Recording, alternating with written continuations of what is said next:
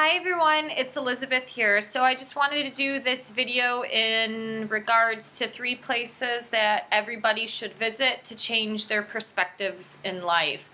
Modern society is not easy. I don't think life has ever been easy in any decade or century, but the thing is today we need to have some perspective on the evolution of humanity because life is so easy today in terms of availability for food, having heat in your home, in your apartment, or having air conditioning and things like that. So there are so many things that we can be thankful for in society today. And the irony of me doing this video is that I work with seniors a lot now in fitness. So working in senior fitness, it has its challenges. Old people are not always the most pleasant people to work with, but there are some really sweet old people. You have children and you have old people, and these two, obviously they're the polar opposites, but a lot of your life perspectives during that time of your life can be very sweet or very innocent. The way a child views the world or views their parents is a very sweet and endearing thing, and old people, they've gone through everything through their life, and they just see things that something like love and family and your partner, those are the most precious things on earth, not necessarily, owning a car and owning a home. So I'm ironically doing this video January 4th, and one of my clients died last night, and it was a husband and wife couple, and they've been married for 71 years. And the last conversation I had with her was the last day that I worked in 2018 before I left to go home for the holidays. And she and I sat there at my desk, and we had a conversation just about life in general. And she told me, she goes, you know what, we wake up every single day and thank God for the life that he's given us. We've had a very great and blessed life. She's had nothing but great things to say about, having children and seeing her grandchildren be raised. So she was just a very respectful and grateful human being. And there was something really so sweet and endearing about having that conversation. And the last thing we said to each other was, we'll see you in the new year. And today would have been the first day that I would see her in the new year. And unfortunately, she died last night. Now, luckily, she died at the age, I think, of like 91 or 92. So she obviously has lived a long life. But, you just don't know when these times happen. And so I guess where I'm going with this video is that I've put myself in various situations throughout my 20s and 30s, and I've worked in certain environments, mainly in health and fitness. But these environments, situations, people, and places have drastically changed and altered my points of view on life and have made me more grateful and thankful for the people that are in my life, but also for the things that I have. And I've fallen off the path a few times, definitely in my 20s, and certain things blowing up in my face, it really put me in perspective of oh man, I need to be thankful for this. And so now that I'm progressing into my 30s, I definitely don't take people for granted, and I'm not afraid of commitment in relationships and things like that, just because it's I know what life is like when you get old or during certain situations, tough times in life. So basically the 3 places I think everybody should visit in order to gain some more perspective in life is you should definitely visit some sort of a children's hospital, whether they're dying from cancer or some sort of disease, it doesn't matter. But going to a child's hospital and seeing children who are dying at the age of 6 months or 7 years will definitely drastically change your perspective. I think going to a senior home or a hospice where people are once again on their way out through life of death and dying, that's definitely going to drastically change your perspective. And the third thing, or the third place, is to visit a very poor third world country. I'm not talking about going to the beaches of Tulum or Cancun in Mexico. I'm talking about actually visiting the slums of Mexico. At 22, I went to India, and excuse me, holy crap, that place changed my perspective so much on how materialistic and consumeristic we are in the West. There's a fine art and balance with materialism. It's really appreciating what you have and accumulating things that are practical and function, and not accumulating stuff out of some emotional need to fulfill your happiness by buying new handbags and new business suits constantly and never wear them, or fulfilling it from this like hoarding sensation that you're so alone and lonely in life that like you're getting these emotional high moments by accumulating and getting new things all the time, and then all of a sudden, you know, you have boxes that are filled from the floor to the ceiling with a bunch of stuff that you'll never use. So, you know, one of the senior ladies, excuse me, that I spoke with today, she said, so she has grandchildren. Her children are in their 60s and her grandchildren are between the ages of 20 and 33. And she goes, Elizabeth, I don't know why, but I've never had to worry about my children as much as I do my grandchildren. She goes, I worry more about my grandchildren than I do my own children. And I think some of it is because the lifestyle is so different. Us millennial babies born in the 80s have not had to work hard for anything like our ancestors did. Food was always put on the table. Most likely, if our parents grew up poor, they spoiled us. Our generation never had to experience a war in America, and where the men have had to go out and rebuild the land because our entire cities have been wiped out from bombs or whatever. And I think our past generations having to go through this has really drastically changed, that they lost everything and they realized that nothing is more important in their life than family and loved ones. And, you know, it probably activated that need to procreate, because something like having a child is the most precious thing that a human can do, and the most sacred thing that we can do on this planet is procreation and reproduction.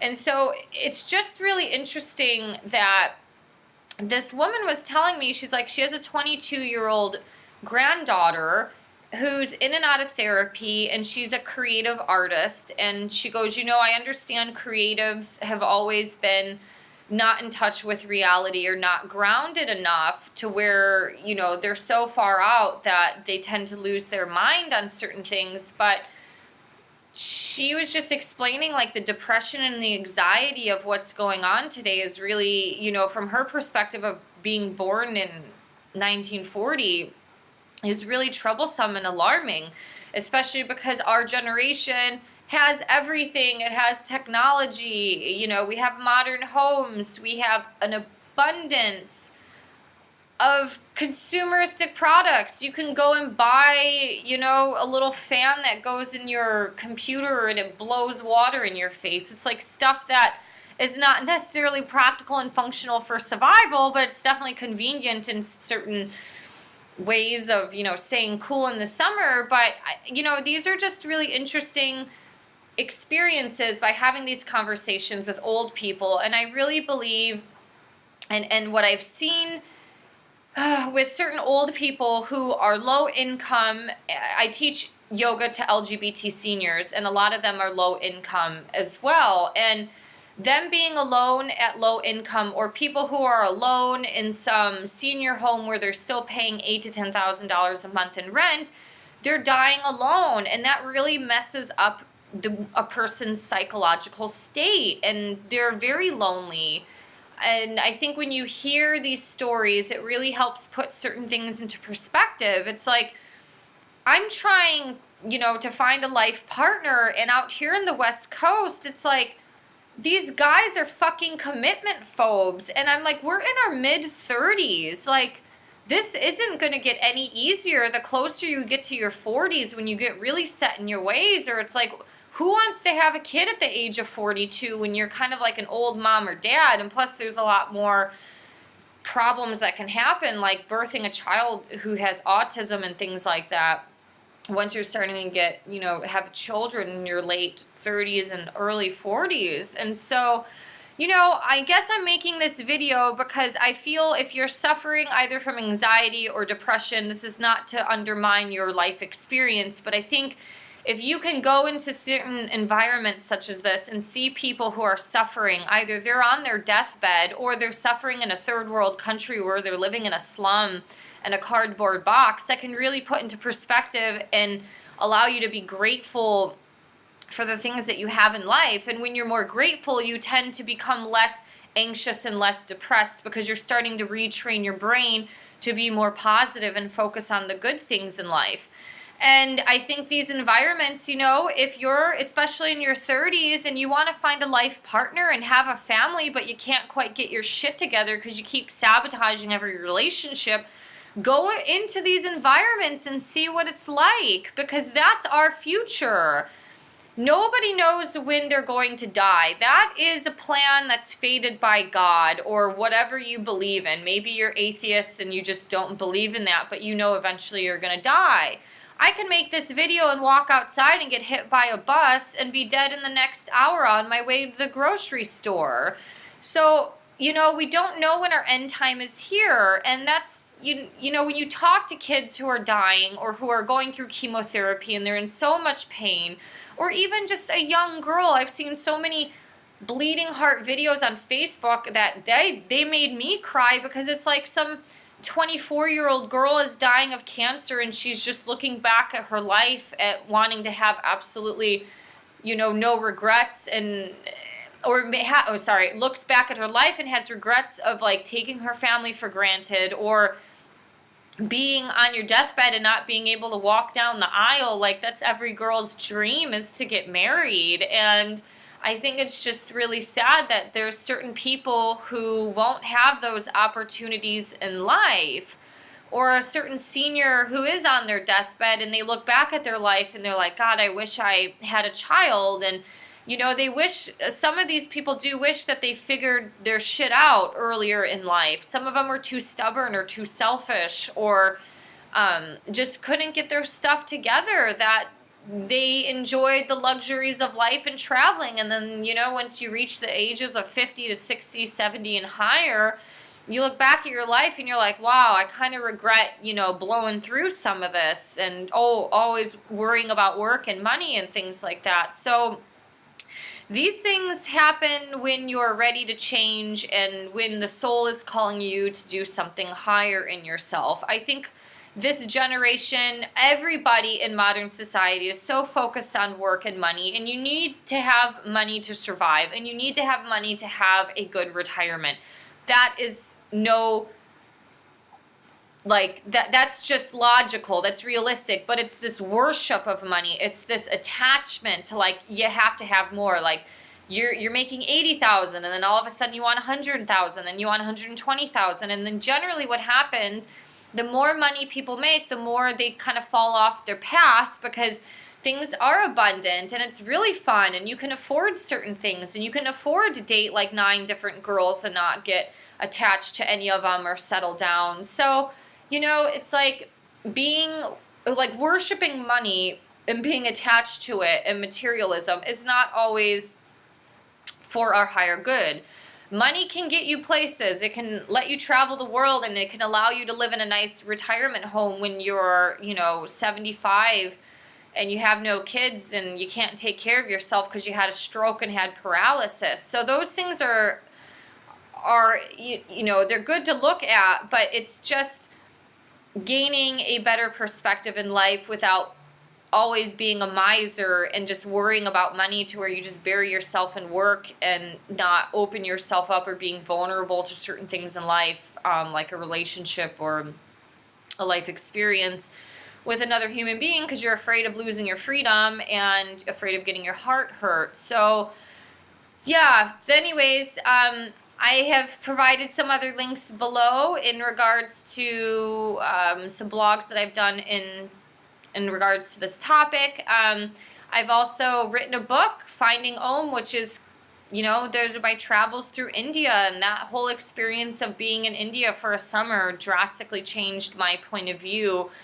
about my life and our lives in the West. And anyways, so those are below. Thank you so much for watching this video. If you can, please subscribe to this channel. Help me build it. Thank you for liking, sharing, and subscribing. And if you believe in my voice and my message, you can support me on Patreon. And have a great rest of your day. See you guys soon. Bye.